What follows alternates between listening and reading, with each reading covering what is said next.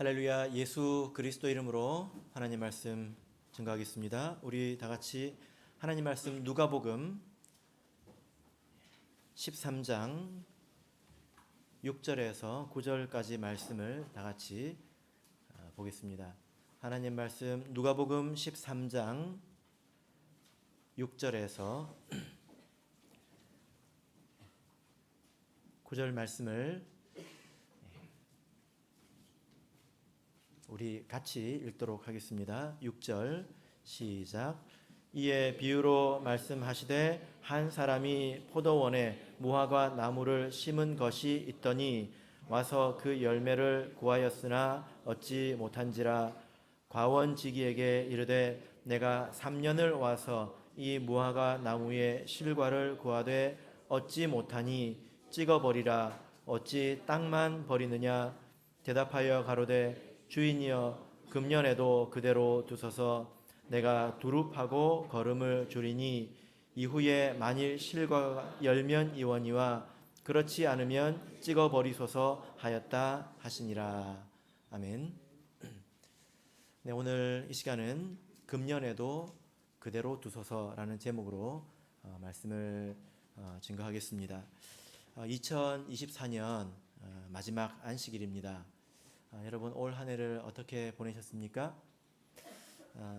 하나님께서 오늘 또 이 순간까지 어떤 은혜를 우리에게 주셨고 또 나는 하나님 앞에서 어떤 부족함이 있었는지 돌아보면서 한 해를 마무리하시기를 바랍니다.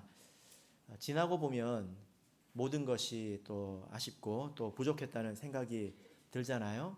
그것은 누구나 마찬가지인 것 같습니다. 그러나 특별히 오늘 이 말씀에서 이제 권면하시는 내용을 우리가 중심으로 올 한 해를 돌아보면 좋겠습니다. 자, 오늘 본문의 말씀은 포도원에 심겨져 있는 무화과 나무에 관한 비유입니다. 이 포도원은 하나님의 나라를 상징을 하는 표현이고요. 그리고 무화과 나무는 그의 백성을 뜻하는 것입니다.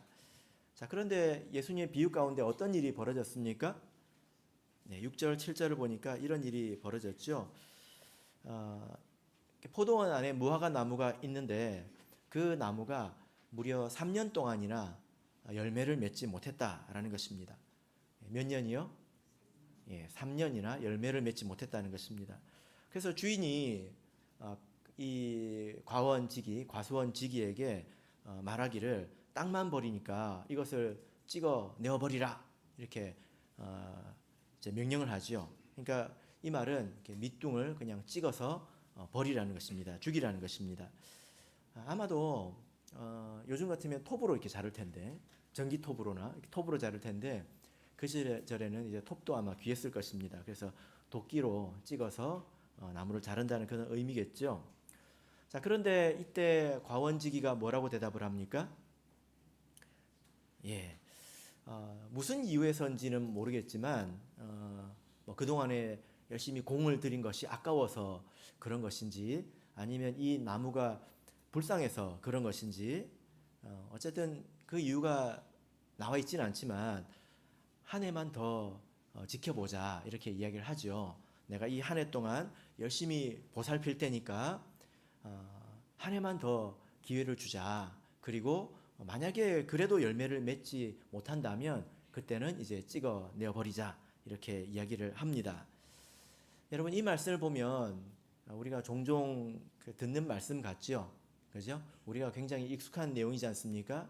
우리가 신앙생활을 하면서 신앙생활에 합당한 열매를 맺어야 된다 이런 내용은 우리가 굉장히 익숙하게 자주 듣는 그런 내용입니다. 그런데 우리가 조금 더 생각을 해보면 왜 이렇게 됐을까? 왜 이 나무는 열매를 맺지 못하게 되었을까? 이런 생각을 하게 됩니다. 왜냐하면 여러분, 무화과 나무에 대해서 좀 아십니까? 무화과 나무가 열매를 잘 맺는 나무일까요? 열매를 맺히기 힘든 나무일까요? 부산에 계신 분들은 그래도 좀 더 아실 것 같습니다. 왜냐하면 저 북쪽에는 무화과 나무가 잘 없거든요. 남쪽에 있지 않습니까? 잘 맺는 나무일까요? 잘 안 맺는 나무일까요? 예, 굉장히 잘 맺는 그런 나무입니다. 포도나 뭐 이런 다른 그 과실수에 비해서 아주 잘 맺는 나무이거든요. 그냥 사실 좀 과장되게 표현하자면 심어만 놔도 열매를 맺힐 수 있는 나무예요. 그죠? 동의를 하시는지 안 하시는지 제가 눈치를 좀 살피고 있는데 지금 우리 아마 대구교회 성도님들도 같이 예배를 말씀을 듣고 있을 텐데요. 대구교회 뒷마당에 무화과 나무가 있습니다. 예, 굉장히 커요. 그래서 저는 역사가 유구한 무화과 나무인 줄 알았습니다. 그런데 보니까 몇 년 안 됐어요. 몇 년 안 됐고요. 그런데 나무가 너무 커서 나무를 잘라줘야 될 정도로 컸습니다. 아마 그 어떤 천사가 특별히 나무를 관리하시는지는 모르겠지만 그런 것 같지도 않거든요. 제가 보기에는 그냥 가만히 놔두는 것 같습니다. 그런데 열매를 얼마나 많이 맺는지 모릅니다. 은세 형제 맞죠? 예, 증인이 여기 있습니다. 은세 형제가 대구교회에서 신앙생활을 했으니까 정말 제 주먹만한 무화과 나무가 맺혀가지고 저도 여러 번 먹었거든요. 그러니까 이렇게 안 돌봐도 열매를 맺는 무화과 나무인데 왜 이 나무가 열매를 안 맺었을까 생각해 보니까 좀 이상하지 않습니까? 이제 좀 이상합니까? 좀 이상하죠. 근데 이 나무는 과원지기가 돌보는 나무잖아요. 그죠? 그러니까 열매를 안 맺는 게 더 이상합니다. 사실 웬만한 과실수, 열매를 맺는 나무들은 열매를 조금씩이라도 다 맺거든요. 산에서 혼자 자라는 나무도 열매 맺습니다. 안 그렇습니까? 근데 이 무화과 나무가 포도원 아래서 이 과원지기의 보살핌을 받는데도 열매를 못 맺었다. 이것은 정말 이상한 겁니다. 그죠? 아주 이상한 겁니다. 근데 이럴 수는 있습니다. 보통 그 나무가 해가리를 한다고 하잖아요. 이게 뭔지 압니까, 우리 학생부? 해가리를 한다고 하잖아요. 이게 뭐냐면 열매를 한 해 맺혔다가 그 다음에 안 맺혔다가 한 해 맺혔다가 나무가 스스로 돌보는 거거든요. 그러기도 하지 않습니까? 예, 정말 그렇더라고요. 그런 게 있더라고요. 근데 이 나무는 그런 것도 아니에요. 올해 못 맺었으면 내년에 맺혀야 되잖아요. 그럼 내년도 안 맺혔어요. 그럼 그 다음 해는 맺혀야 되잖아요.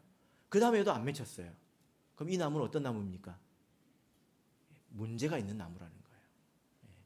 그냥 막연하게 열매 못 맺었네? 막연하게 그냥 그래서 잘라버리라 이게 아니라 이게 문제가 심한 나무라는 것입니다.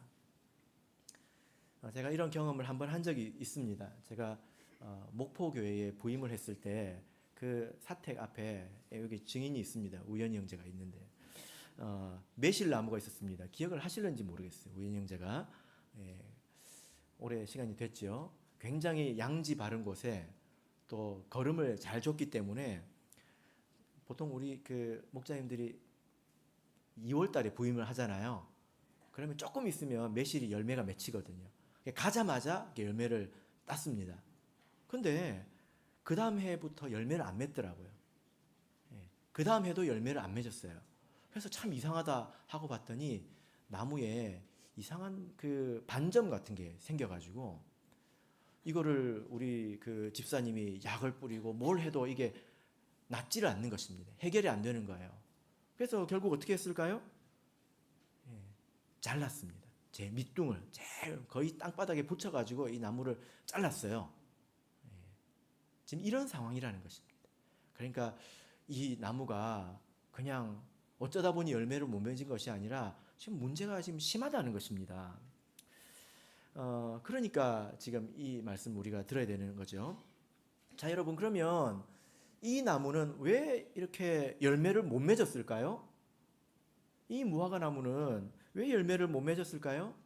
그 이유를 우리가 좀 알 수 있을까요? 네. 우리는 이 이유를 오늘 이 말씀의 전체적인 맥락 속에서 파악을 할 수 있습니다. 왜냐하면 6절 시작하는 말씀이 무엇입니까? 이에이죠.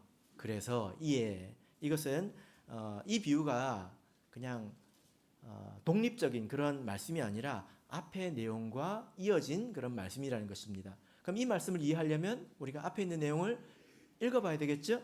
자, 누가복음 13장 1절에서 5절을 보겠습니다. 그래서 이 말씀과 관련해서 읽어보면 우리가 좀 더 예수님께서 왜 어떤 의도로 이런 말씀하셨는지 이해를 할 수 있습니다. 자, 우리 같이 큰 목소리로 읽어보겠습니다. 시작. 그때 마침 두어 사람이 와서 빌라도가 어떤 갈릴리 사람들의 피를 저희 제물에 섞은 일로 예수께 고하니 대답하여 가라사대 너희는 이 갈릴리 사람들이 이같이 해 받음으로써 모든 갈릴리 사람보다 죄가 더 있는 줄 아느냐? 너희에게 이르노니 아니라 너희도 만일 회개치 아니하면 다 이와 같이 망하리라.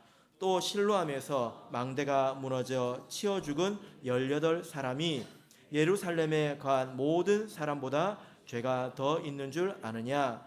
너희에게 이르노니 아니라 너희도 만일 회개치 아니하면 다 이와 같이 망하리라. 예. 자, 여러분 어떤 이야기가 나옵니까? 아마도 어떤 그 갈릴리 사람들이 제사를 드리는 중에, 제사는 어디서 드리죠? 성전에서 드리죠. 제사를 드리는 중에 로마 군인에게 살해를 당한 것 같습니다. 그런 일이 있으면 굉장히 충격적이지 않습니까? 만약에 이 교회에서 그런 일이 있다고 한번 생각해 보세요. 예배 중에. 그럼 굉장히 충격적인 일이란 말입니다. 그래서 사람들이 생각을 막 했다는 것입니다. 어떻게 성전에서 이런 일이 있을 수 있을까? 왜 하나님께서 지켜주시지 않았을까? 왜 하나님께서 이것을 모르셨던 것일까? 어떻게 하나님의 전에서 이런 일이 있을 수 있는가? 하늘에서 불이 내려와가지고 이 로마 군병들을 싹 태워 죽일 줄 알았는데 그런 일이 없었다는 것입니다. 그래서 사람들이 내린 결론이 무엇입니까? 저 갈릴리 저 사람들이 죄인들이구나. 저들이 죄인이 아니라면 하나님께서 이렇게 두실 리가 있겠는가? 이제 아마도 그렇게 마음으로 결론을 내렸던 것 같습니다. 그러니까 예수님께서 대답하시는 게 무엇입니까? 2절을 보시면 이 갈릴리 사람들이 너희들보다 더 죄가 많아서 이런 일을 당했는 줄 아느냐? 이렇게 말하죠. 이 예수님의 반응을 보면 사람들이 어떤 의도로 어떤 생각으로 예수님께 말을 했는지 알 수가 있다는 거예요. 사람들이 저 인간들이 다 죄인들이구나. 그러니까 저렇게 벌을 받지. 그렇게 생각을 하고 있으니까 예수님께서 그 사람들이 너희들보다 죄가 많아서 그런 일을 당한 줄 아느냐? 이렇게 말씀을 하셨다는 것입니다. 그리고 말씀하시기를 너희도 만일 회개치 아니하면 다 이와 같이 망하리라. 예수님께서 이렇게 말씀을 하셨습니다. 그리고 또 그 말씀을 더 하시는데 어떤 말씀을 하시냐면 실로암 망대에서 4절을 보시면 실로암 망대 이 탑입니다.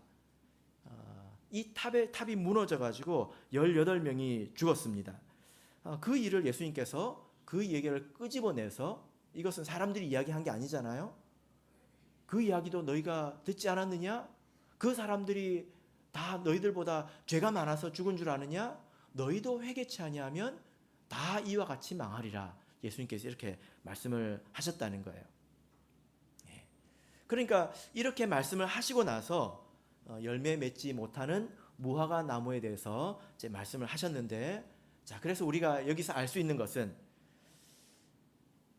하나님이 찾으시는 열매는 무엇일까요? 회개입니다. 그죠? 하나님이 찾으시는 열매는 뭐라고요? 회개의 열매라는 것입니다. 회개라는 열매입니다. 자, 그러면 예수님께서 왜 이렇게 갑자기 말씀을 하셨을까? 이 회개에 대해서는 조금 뒤에 생각을 해보고요.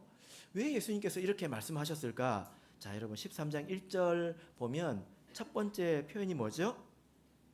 그때 이렇게 말씀하고 있죠. 그때. 그러니까 지금 앞에 내용을 보시면 12장 뒤쪽 부분을 보시면 지금 예수님께서 열심히 지금 설교를 하고 있습니다. 말씀을 전하고 있다는 거예요. 말씀을 전하고 있는데 그때 사람들이 와가지고 이런 말을 했다는 것입니다. 이해되시죠? 예수님이 열심히 설교를 하고 있는데 사람들이 와가지고 예수님 세상에 이런 일이 있었습니다 하니까 너희도 회개치 아니하면 다 망하리라 이렇게 됐다는 거예요. 이 말씀은 앞에 있는 내용과도 또 관계가 있다라는 거죠. 자, 그래서 우리가 이렇게 예수님 그리고 이 말씀들이 서로 이어지고 있다는 것입니다. 그 맥락 가운데서 예수님께서 왜 이렇게 말씀하셨는지, 왜 이 무화과 나무는 열매를 맺지 못했는지, 그들이 어떤 병이 있었는지 우리가 이제 알 수 있는 것입니다. 자, 여러분, 우리는 다 포도원 안에 있는 무화과 나무입니다. 그죠? 우리는 저기 야생 무화과 나무가 아니에요. 우리는 어디 안에 있습니까? 포도원 안에 있죠. 그래서 우리 주님께서 우리를 보살피고 계십니다. 맞습니까? 네, 맞습니까? 예, 틀림이 없죠. 그래서 주님께서 우리를 가르치시고 인도하시고 열매 맺기에 필요한 모든 것을 다 우리에게 공급하고 계십니다. 우리 예수님께서 무능하지 않으시잖아요. 그죠? 그런데 그 말씀을 듣고 있는 사람들이 그 말씀에 합당한 열매를 맺지 못하고 있다는 것입니다. 왜 이 예수님의 말씀을 들으면서 왜 열매를 맺지 못하고 있을까요? 예수님이 설교를 너무 못해가지고 그럴까요? 왜 그럴까요? 여러분, 이것이 우리가 생각해야 되는 부분이에요. 예수님이 무능하시지 않습니다.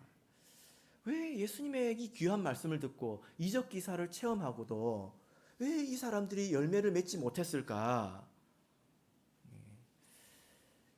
그 이유가 무엇입니까? 정답부터 말씀을 드릴게요. 듣는 사람들이요, 그 말씀을 들을 때에 막연히 듣고 있는 것입니다. 이 표현을 한번 잘 생각해 보시길 바랍니다. 지금 말씀을 듣는데요, 나한테 하는 말씀인지 모르고 있는 것입니다.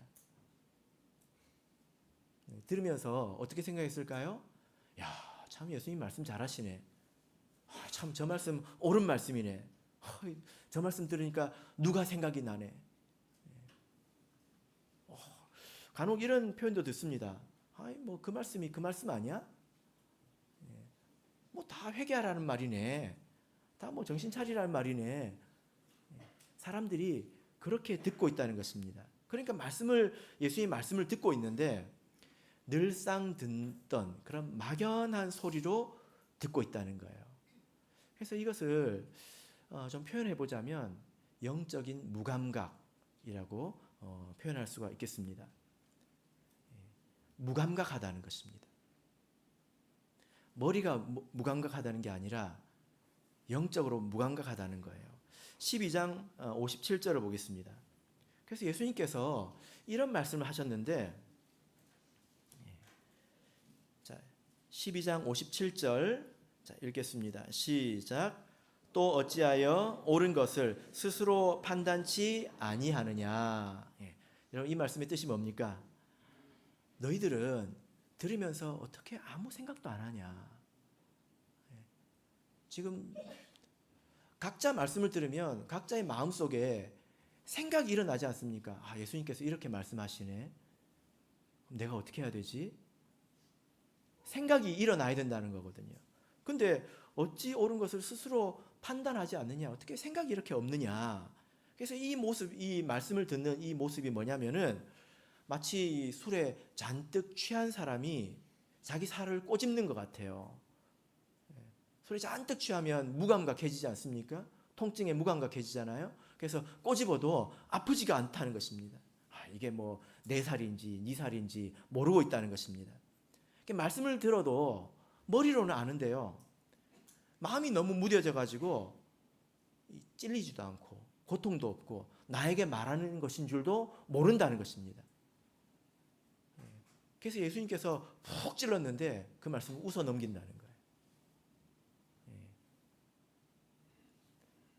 자, 57절 58절을 보시면 58절 59절입니다. 제가 읽겠습니다. 내가 너를 고소할 자와 함께 법관에게 갈 때에 길에서 화해하기를 힘쓰라. 저가 너를 재판장에게 끌어가고 재판장이 너를 관속에 넘겨주어 관속이 옥에 가둘까 염려하라. 내가 내게 이르노니 홀이라도 남김없이 갚지 아니하여서는 결단코 저기서 나오지 못하리라 하시니라. 자, 여러분, 이 말씀이 얼마나 심각한 말씀인지 아십니까?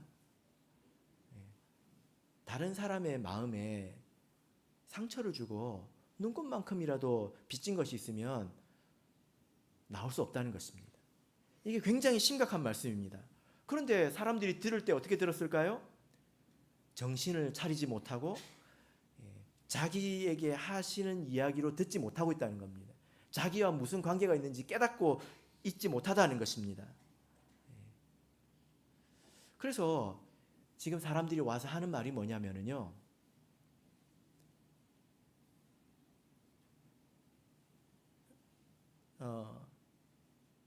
예수님 세상에 제사 드리다가 갈릴리 사람들이 이런 일이 있었대요. 와가지고 이야기하는데 지금 뭘 말하는 겁니까? 예수님 말씀을 들으면서 다른 사람의 죄를 끄집어내고 있는 것입니다. 그럴 때가 아니거든요. 무슨 때입니까? 이 말씀대로라면 나는 어떻게 해야 되지? 큰일 났네.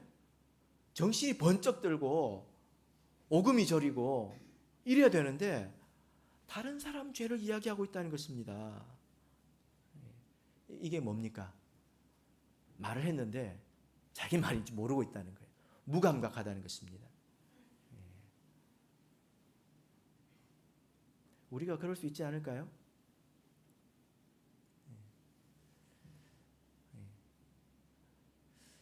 우리가 신앙생활을 하면서 여러분 정말 이렇게 어려운 것은 육체적으로 힘든 것은 힘든 게 아닙니다. 예배 시간에 이렇게 시간 맞춰서 와야 되고 저녁 예배에 오려면은 이렇게 급하게 서둘러야 되고 이 밥도 못 먹고 오고 이런 건 힘든 게 아니에요. 교회 와서 안식일에 밥도 하고 뭐도 하고 청소도 하고 힘들어 죽겠네. 그게 힘든 게 아닙니다. 신앙생활하면서 힘든 게 무엇입니까? 무엇이 중요하고 무엇이 어려운 것입니까? 내 마음을 항상 깨어있도록 하는 것입니다. 내 마음을 지키는 것입니다. 내가 말씀을 받을 때에 이게 나에게 하는 말씀 아니냐, 내가 저 말씀대로 살지 않았다면 큰일 아니냐, 그 말씀을 들을 때에 내가 사모하고 내가 꼭 저렇게 해야 되겠다, 절실하고 겸손한 그런 마음을 유지하는 것이 어렵습니다. 사람이 고난이 오면 회개하고 내가 그랬어야 되는데 회개합니다. 근데 본래 자리로 돌아가는 것이 얼마나 빠른지 모릅니다. 사람이 순식간에 그동안에 아무 문제 없었던 그런 사람처럼 행동하고 말한다는 것입니다. 말씀 들을 때도요. 그렇게 된다는 것입니다. 그런 마음을 유지하고 지키는 것이 쉽지가 않습니다. 여러분, 이렇게 우리가 이렇게 무딘 마음으로 말씀을 듣는다면 머리로는 이해하는데 내가 그걸 마음으로 깨닫고 돌이키지 않는다면 3년이 아니라 30년 가도 똑같아요. 시간이 간다고 해서 해결되는 문제가 아닙니다. 예수님께서 하나님께서 왜 이렇게 심판하려고 하시겠습니까? 3년 보면 안다는 거거든요. 3년 보면 30년을 안다는 것입니다. 말씀을 어떤 자세로 듣고 있는지, 자기에게 하는 말씀을 듣고 있는지, 깨닫는 마음이 있는지, 머리로는 알지만 그거 가지고 다른 사람을 정죄하고 있는지 그걸 보면 안다는 것입니다. 그러니까 이것이 아주 영적으로 심각한 질병이라는 거죠. 목포에 있는 그 매실나무를 왜 잘라버렸겠습니까? 이제 안 봐도 안다는 거거든요. 내년에 어떻게 될지. 나중에 어떻게 됩니까? 나중에 그 병을 다른 나무에게 퍼뜨리지 않겠습니까? 그게 염려가 돼서 잘라버린 것이거든요. 여러분, 그래서 우리가 예수님 앞에서 말씀 듣는 사람도 이런 마음으로 들으니까 소용이 없더라는 거예요. 그래서 우리가 깨인 마음으로 말씀을 듣도록 자기를 철저하게 돌아봐야 합니다. 그렇지 않으면 어떤 일이 생깁니까? 자, 우리 13장 3절을 우리 다시 읽어보겠습니다. 13장 3절과 5절이 같은 말씀인데 이와 같이 깨어서 정신을 차리고 들어야 되는 이유가 있습니다. 자, 읽겠습니다. 시작.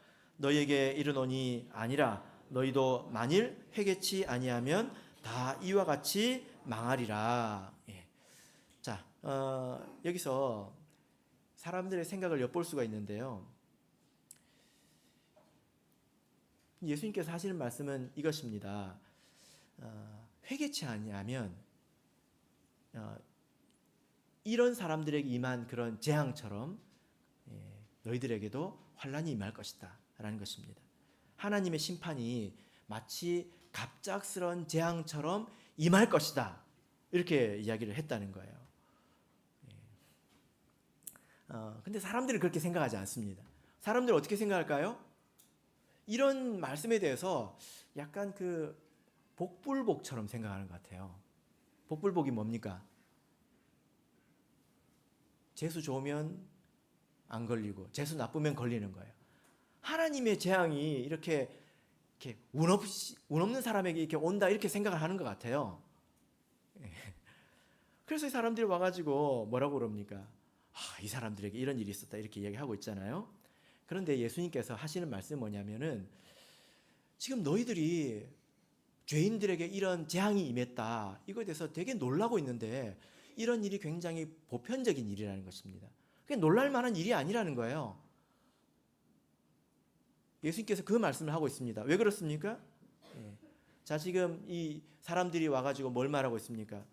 갈릴리 사람들이 지금 이런 일을 당했습니다 라고 하고 있잖아요. 예수님께서 하시는 말씀이 뭘 그렇게 놀라냐? 예루살렘에는 그런 일이 없냐?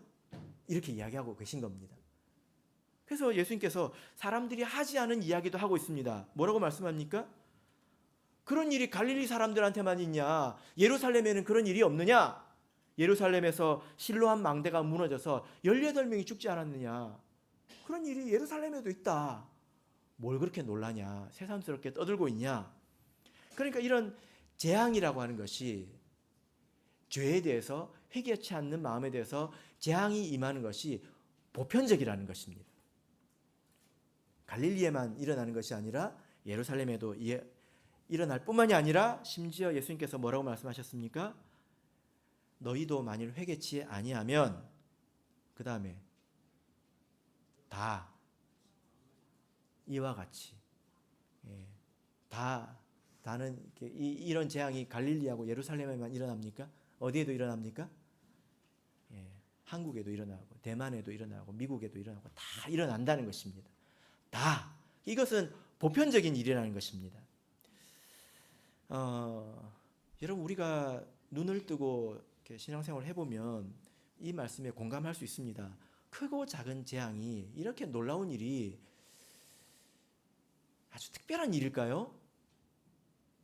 특별한 일일까요? 그렇지 않은 것 같아요. 이런 크고 작은 재앙이 회개하지 않는 여러 가정, 여러 교회에 일어납니다. 사람들이 모를 뿐이에요. 왜 모를까요? 그 소식을 못 들으니까 모르겠죠. 들어도 금방 잊어버리지 않습니까? 더 큰 이유가 있습니다. 일단은 사람들이 잘 이야기하지 않습니다. 왜냐하면 이런 이야기들은 부덕스러운 이야기이기 때문에 사람들이 잘 입에서 꺼내지 않지요. 그러나 가장 큰 이유는 뭐냐면은 재앙을 겪는 사람들이 대부분 믿음이 부족합니다. 그러니까 그런 일을 겪고도 재앙인 줄 알까요? 모를까요? 몰라요. 지금 오늘 말씀을 보십시오. 사람들이 와서 뭐라고 이야기합니까? 남 이야기하듯이 지금 이야기하고 있지 않습니까? 깨달음이 없다는 것이거든요. 그런 일을 겪은 사람들도 그런 재앙에 대해서 이야기할 때 자기 방식으로 이야기하고 자기 입장에서 이야기한다는 것입니다. 이해를 못한다는 것입니다. 그래서 이런 이야기들이 잘 들리지 않지 사실 이런 이야기들은 아주 보편적인 이야기입니다. 여러분 그래서 하나님 말씀이 틀림이 없다고 우리가 믿어야 합니다. 틀림이 없습니다, 여러분. 서로 우리라 하더라도, 지금 하나님의 백성된 우리라 하더라도 우리가 진실하게 말씀을 듣고 회개하고 깨닫고 돌이키는 마음이 없다면 다 이와 같이 망하리라는 말씀 안에 우리가 다 들어가는 것입니다. 여기는 예외가 없습니다. 그래서 이 말씀처럼 내 삶에, 우리 가정에, 또 우리가 속한 그 교회에 호련히 이런 재앙이 찾아온다는 거예요. 여러분, 그래서 우리가 정신 차리고 말씀을 드려야 합니다.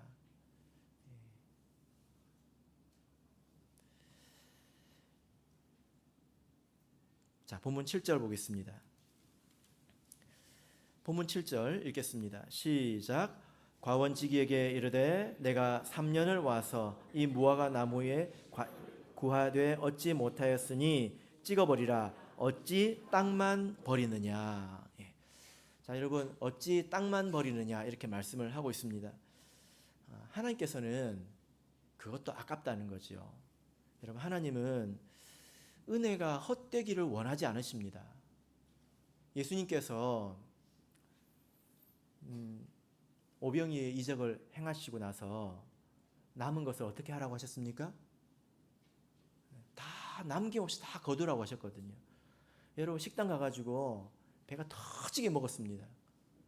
그때 이 상위에 있는 거 다 싸가십니까? 김치도 싸가고 깍두기도 싸가고 다 싸가십니까? 예수님 같으면 그러실 것 같아요. 다 싸가실 것 같습니다. 예수님께서 왜 이 빵 조각을 하나도 남김없이 다 거두라고 하셨습니까?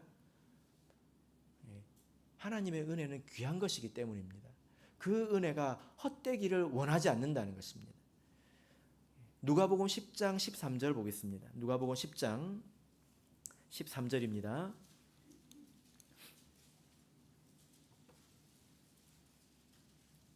누가복음 10장 13절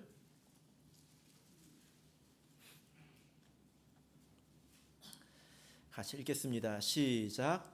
화 있을진저 고라시나 화 있을진저 벳세다야 너희에게서 행한 모든 권능을 두로와 시돈에서 행하였다면 저희가 벌써 베옷을 입고 제에 앉아 회개하였으리라. 고라신 벳세다는 예수님께서 은혜를 많이 베푸신 곳입니다. 그러나 그들이 회개하지 않았기 때문에 도리어 무엇이 있습니까? 화가 있다, 재앙이 있다고 말씀을 하고 있습니다. 왜 그렇습니까? 그 은혜와 능력을 두로와 시돈에서 행했다면 그 사람들이 회개했을 거란 말입니다. 은혜가 아깝다는 거예요. 지금도 마찬가지죠. 여러분, 우리가 지금 듣고 있는 말씀, 우리가 하나님께 받은 여러 가지 은혜들을 다른 사람들이 받는다면 우리보다 더 많이 회개하지 않았을까요? 우리보다 더 많은 열매를 맺지 않았을까요? 그렇다면 아깝다는 것입니다. 그래서 우리가 이 지금 받는 이 은혜를, 또 이 얻은 이 기회를 너무 가볍게 여기지 말아야 되겠습니다. 우리가 이것을 최대한으로 은혜를 받아서 우리는 열매를 맺어야 되겠죠. 자, 그래서 여러분, 우리는 어떤 열매를 맺어야 될까요? 이 말씀을 들을 때에 어떤 열매를 맺어야 될까요? 아까 제가 말씀드렸잖아요. 예수님께서 지금 이 말씀 가운데서 찾으시는 열매가 무엇입니까? 회개하라는 거거든요. 왜 말씀하십니까? 듣고 회개하라는 거거든요. 그게 열매라는 것입니다.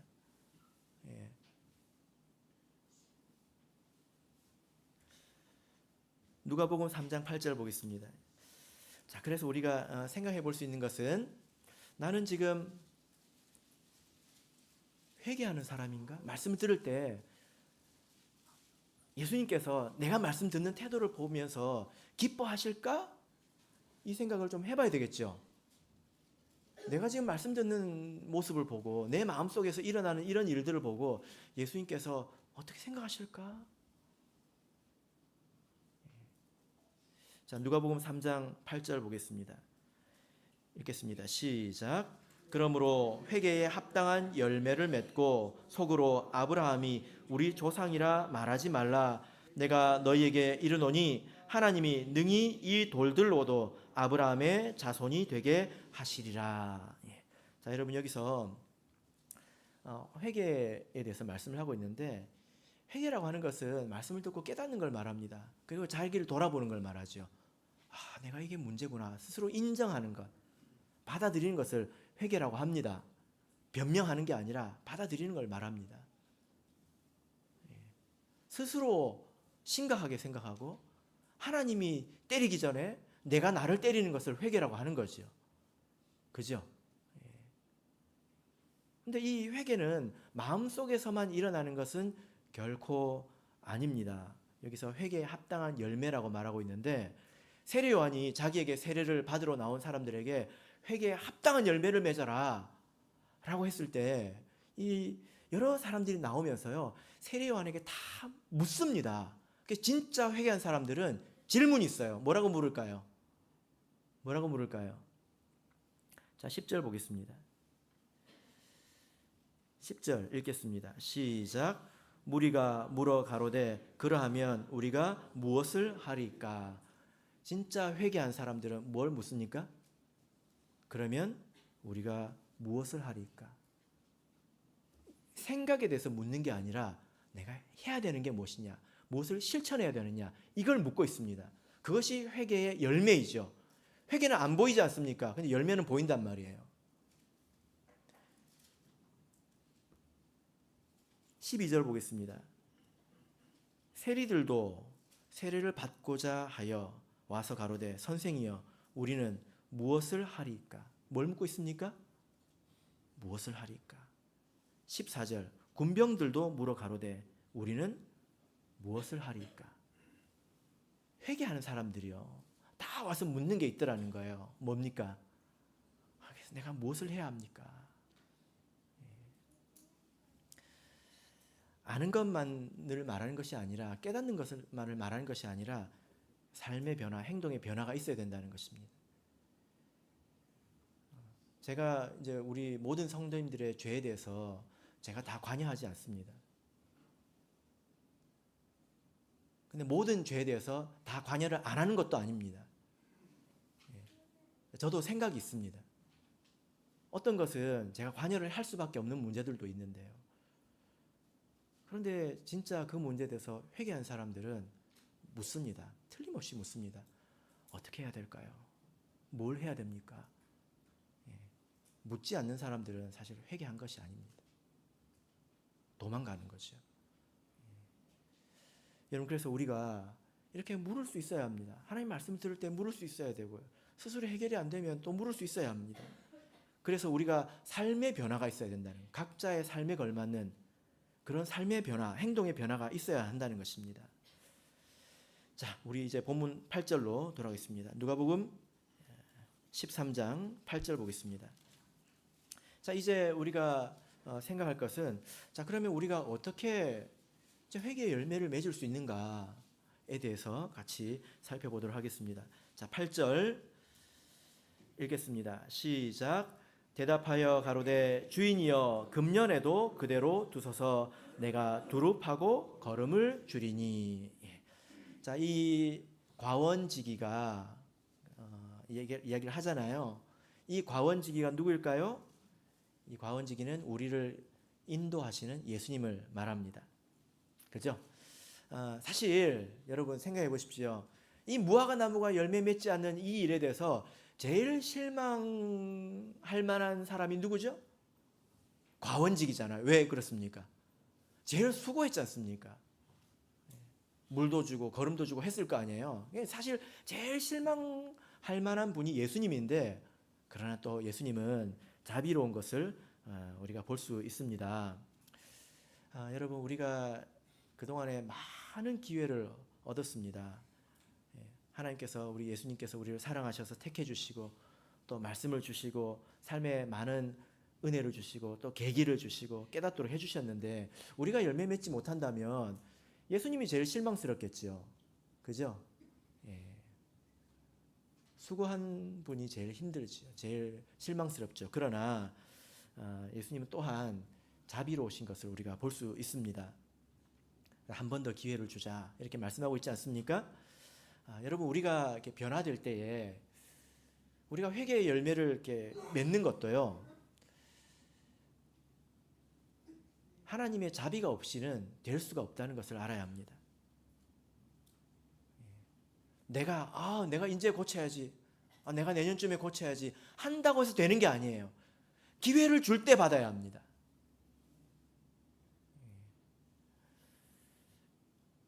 여러분, 우리가 지금 이 자리에서 말씀을 듣고 있는 것도 사실 하나님의 자비가 있기 때문에 가능한 것입니다.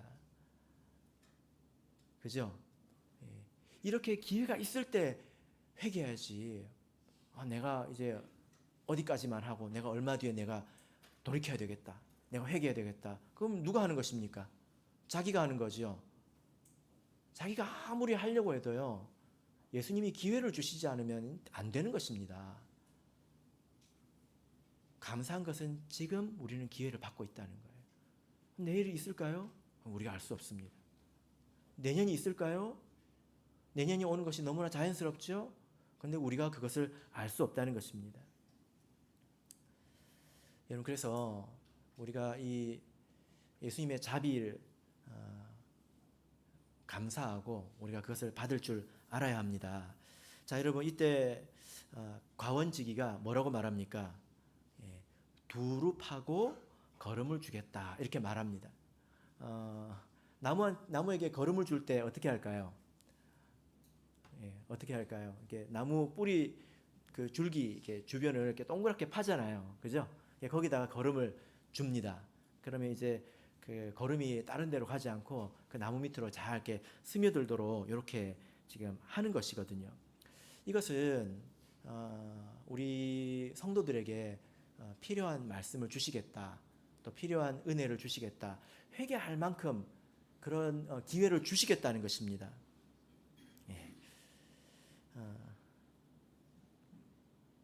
이게 예수님의 말씀이죠. 여러분, 이런 일들이 구체적으로 어떻게 우리에게 이루어지는지 아십니까? 예수님께서 어떻게 여러분 주변에 그 두릅하고 거름을 주실까요? 어떻게 주실까요? 자, 우리 누가복음 13장 10절부터 보겠습니다. 10절 11절 보겠습니다. 10절 11절.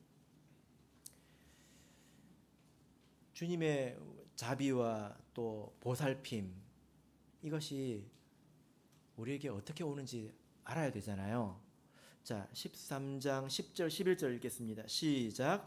안식일에 한 회당에서 가르치실 때에 18년 동안을 귀신 들려 앓으며 꼬부라져 조금도 펴지 못하는 한 여자가 있더라. 자, 이 비유 다음에 바로 어떤 내용이 나오냐면 안식일에 등이 굽어서 등이 굽은 그런 여인을 치유하는 장면이 나옵니다. 자, 여러분, 이 그 여인이 귀신이 들려가지고 등이 굽어서 하늘을 쳐다보지 못하고 땅만 쳐다보고 살아왔던 세월이 몇 년입니까? 18년이죠. 어디서 봤습니까? 이 숫자를? 실로암 망대에서 죽은 사람이 몇 명이죠? 18명이죠. 그죠? 그래서 사실 이것이 이제 문학적인 기법인데요. 이 18이라고 하는 이 숫자를 통해서 이 이야기를 다 하나로 묶고 있는 것입니다. 비유를 가운데 놓고 이 두 이야기를 사실 묶고 있는 것입니다. 하나의 이야기라는 것입니다. 그 중심에 이 비유가 있죠. 이 여인은 특별한 사람을 말하는 게 아니에요. 죄에 얽매여 가지고 사단에 얽매여서 세상의 이익에, 세상에 잘 되는 것에 눈이 멀어 가지고 하늘을 바라보지 못하고 땅만 바라보고 있는 그런 백성들을 말하는 것입니다. 그 하늘을 바라보지 못하고 땅만 쳐다보니까 말씀이 귀에 들어오겠습니까? 들리지 않죠? 듣는데 안 들린다는 거예요. 이 사람이 바로 앞에서 말씀을 듣고 있던 그 사람을 말하는 것입니다. 여러분, 그가 언제 치유를 받았습니까? 언제 치유를 받았죠? 자, 16절을 우리 같이 크게 읽어보겠습니다.